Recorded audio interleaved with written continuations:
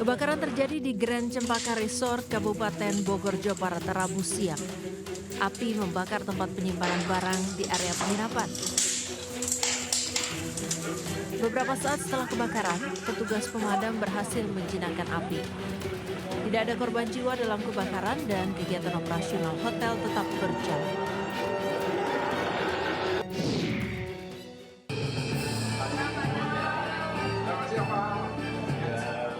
Didampingi tim kuasa hukumnya, Presiden ke-7 Republik Indonesia Joko Widodo tiba di Polda Metro Jaya Rabu pagi untuk membuat delik aduan terkait tudingan ijazah palsu.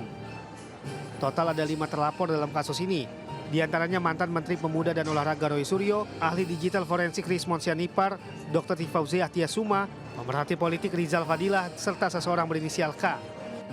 Kelimanya dilaporkan atas dugaan fitnah dan pencemaran nama baik melalui media elektronik. Sebetulnya masalah ringan.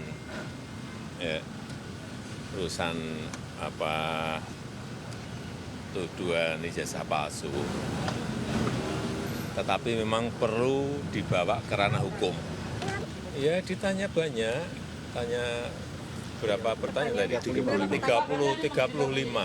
Selama ini mungkin Pak Jokowi diam, selama ini khususnya ketika beliau menjabat, tapi terus dilakukan oleh beberapa pihak.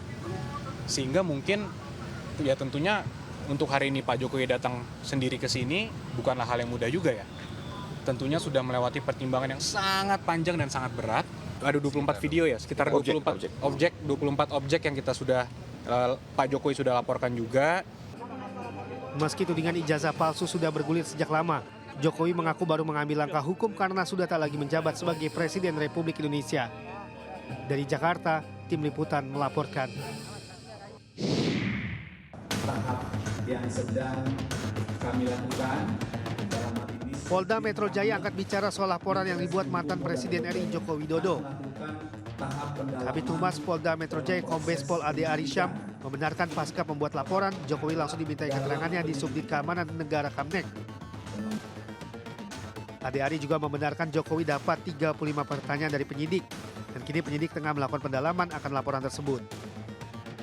Jadi setiap laporan dari masyarakat yang masuk, kemudian dilakukan tahap pendalaman dalam rangka penyelidikan. Ya, penyelidikan adalah serangkaian upaya yang dilakukan oleh penyelidik untuk mendalami apakah peristiwa yang dilaporkan itu ada dugaan tindak pidana atau tidak. Sebelumnya Presiden ke-7 RI Jokowi melaporkan 5 orang terkait tudingan ijazah palsu ke Polda Metro Jaya. Mereka yang dilaporkan diantaranya mantan Menpora Roy Suryo, ahli digital forensik Rismon Sianipar, Dr. Tifauziah Tiasuma, pemerhati politik Rizal Fadilah, serta seorang berinisial K.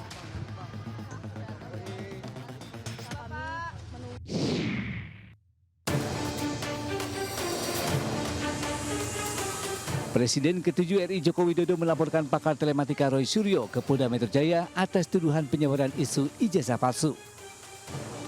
Atas adanya laporan itu, Roy Suryo pun menanggapinya dengan santai.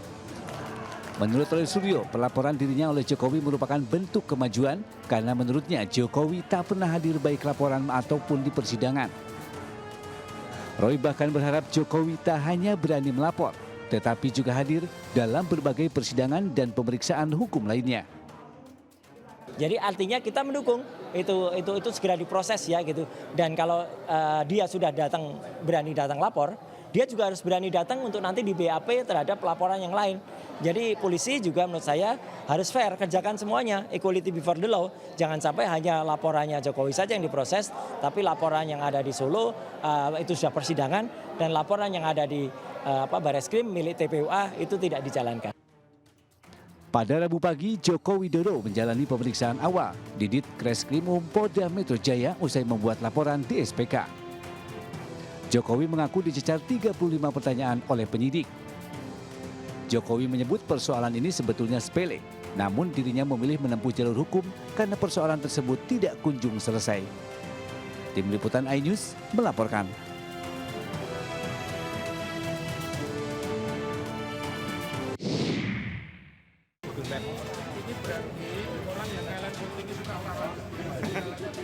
Sidang lanjutan gugatan tuduhan ijazah palsu terhadap Presiden ke-7 RI Joko Widodo digelar hari ini di Pengadilan Negeri Kota Solo. Sidang beragendakan mediasi dan dilaksanakan secara tertutup.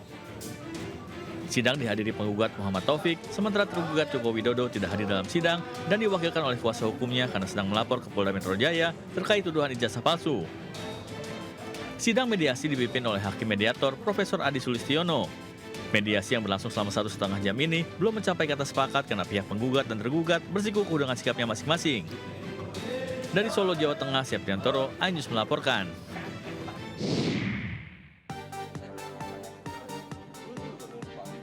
Pada hari pertama, aturan yang mewajibkan ASN naik transportasi umum, Gubernur Jakarta, Pramono Anung, dan Wagub Jakarta, Rano Karno, berangkat kerja naik transportasi umum. Gubernur Jakarta, Pramono Anung, berangkat naik Transjakarta dari kediamannya di Jalan Suropati, Menteng, Jakarta Pusat, menuju acara pimpinan Aisyah DKI Jakarta di Salemba, Jakarta Timur. Pramono pun sempat berbincang dengan sejumlah penumpang di Transjakarta.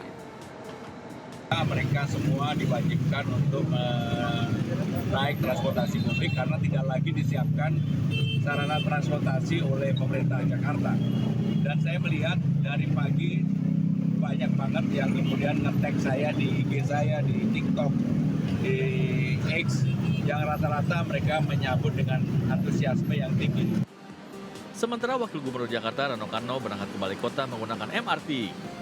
Diantar dengan mobil, Rano turun di halte MRT Lebak Bulus, Jakarta Selatan. Di perjalanan, Rano menyempatkan diri berfoto dan menyapa warga Jakarta. Tiba di Jakarta Pusat, Sidul melanjutkan perjalanan menggunakan Transjakarta karena jarak stasiun MRT ke balai kota masih 3 km. Ini bagian dari kita berusaha, satu, untuk mengurangi beban Jakarta, masalah transportasi.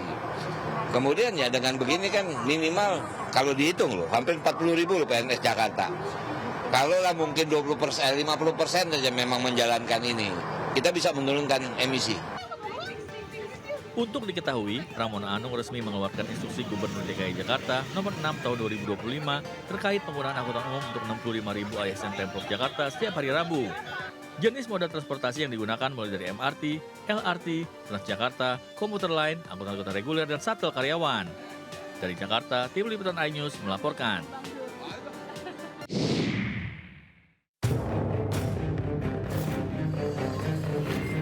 Pemerintah Provinsi Jawa Barat berencana menerapkan program wajib militer bagi anak-anak bermasalah, terutama yang terlibat dalam geng motor dan tawuran, sebagai solusi untuk menangani kenakalan remaja yang kerap terjadi.